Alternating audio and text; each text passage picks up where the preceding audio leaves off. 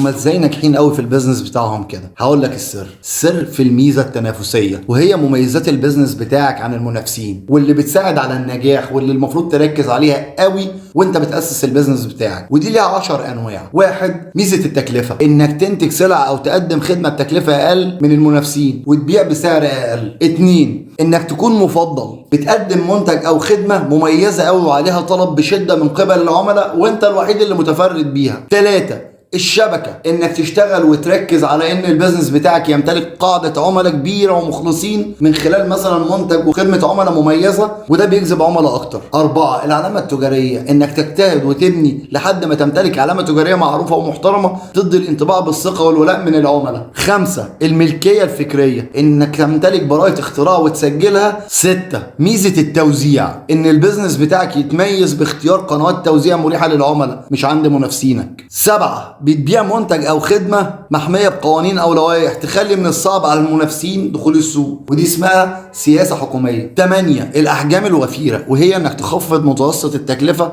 مع زياده حجم الانتاج، وده بيسبب انخفاض في تكاليف الانتاج وزياده القدره التنافسيه في السوق، زي انك تشتري بالجمله وتحسن وتنوع شبكات التوزيع وتستخدم تكنولوجيا جديده. 9، الجوده مقارنه بالمنافسين، زي انك تستخدم مواد عاليه الجوده وتبقى في صرامه في مراقبه الجوده والاستثمار في البحث والتطوير وتقديم خدمة عملاء مميزة. 10، الابتكار، التطوير المستمر للمنتجات والخدمة بحيث انك تفضل محافظ على تميزك عن المنافسين.